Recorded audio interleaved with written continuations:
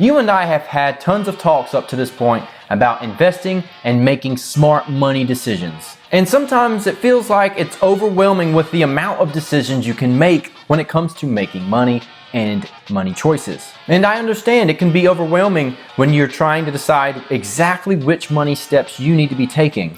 Well, today I want to talk about how you can pick the right investments for yourself.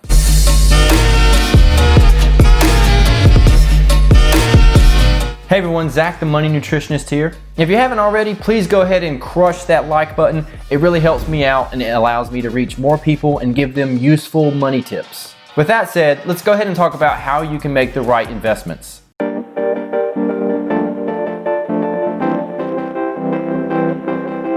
So if you're part of my newsletter, you know that I send out an email every single week on some type of topic that's useful when it comes to money. So one of my recent emails was all about income and the top 3 things I thought were important to know when it came to income. So when it came to the income, the first point that I had made was that you needed to diversify your income, because if you have one job and that's all you do as far as your income is considered, you're not diversified, because if something happens and you can't work, you no longer have any income coming in.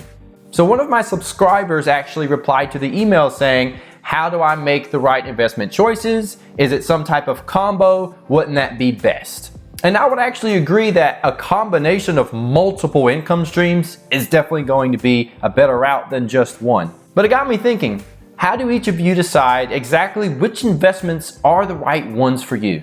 So when it comes to picking the right investments best for you, there are 3 things that you can do to figure that out. As many of you already know, I was an investment advisor here in North Carolina. And anytime a financial plan is put together, the very first thing you want to do is figure out the goals and objectives that your clients have. And so it's no different for you when you're trying to figure out exactly what investments you want to make. That very first step needs to be, what are my end goals and what do I want those to look like? By working backwards, you know how much money you'll need in the end. And this could be money in savings. It could be how much income you need to have every month for the type of lifestyle you have. It could be that you want a boat or a house or a private island. I don't know. But whatever those things are, you know exactly what you need to have in the end. So you know those steps you need to take to reach those goals. So the very first thing you need to do when making a choice on which investments to make is decide what your end goals are going to be. The second thing you want to do is figure out your risk tolerance. Basically, risk tolerance is how risky you want to be. Are you a betting person? How mad do you get when you lose money? Does that affect you at all? Are you wanting to do some type of investment or business that is close to you that you want to have more control over? Are you okay investing in some property across the sea that you've never seen before? You need to take stock of how risky you are, how much control you like to have, and decide for yourself what that feels like and looks like. Risk tolerance is really going to come down to how you will feel if you lose a lot of money. That will tell you how much money you feel comfortable investing. It also will tell you how much money you feel comfortable putting into high risk securities. Age is another factor you want to take into account when you're determining your risk. Because if you're 20 years old, then you can take a lot of risk. You might not need a house and be preparing for a family for 10 more years, so you can take a lot of risk.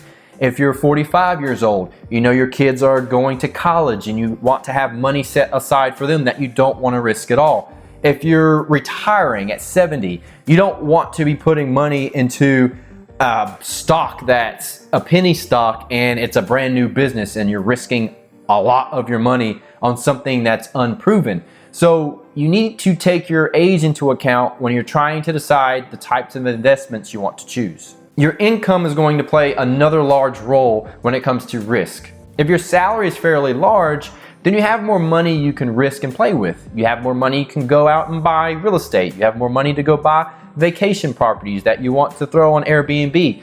If you don't make a lot of money, then you know you have to save a certain amount before you can go buy a real estate property. Or you have to save a certain amount before you can buy 100 shares of a specific stock that you want. So your income is going to play another large part when it comes to the amount of risk you want to take.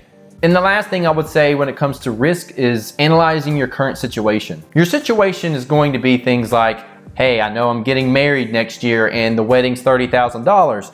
So that's going to change how much money you can put into investments. Health issues could be another situation that you need to take into account if you have a spouse or children that have some type of health issue, or if you have parents who are getting elderly and you may need to help take care of them. So that's another situation you have to take into account when it comes to the amount of risk you can take. And there are so many situations that can play a role here that it's going to be different for every single person. The third and last thing you want to think about when it comes to picking the right investment is analyzing all of the opportunities that you have. The main thing that sparked the response to my email was diversification. And you've got tons of choices. You can choose between the stock market, real estate, cryptocurrency, vacation homes. I mean, the list goes on and on and on of what you can do.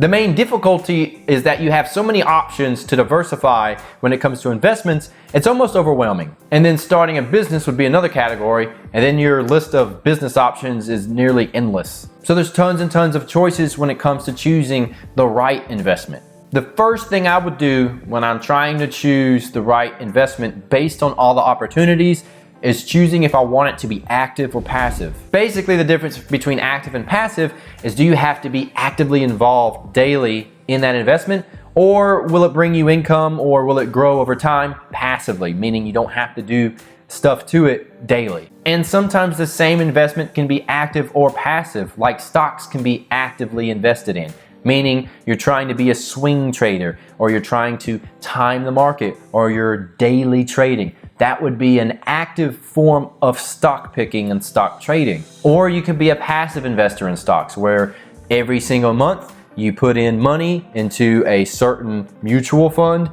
and you keep doing that every single month, and someone else basically does the investing for you. That would be a more passive form of investing in stock. Real estate is the same thing. You could be more active and manage your own properties as a landlord, or you can buy real estate, put a property manager in charge, and then let them take care of it. Yes, it's going to cost more, but then it becomes a passive investment. You just have to manage your manager here and there, but it's more passive than it is active.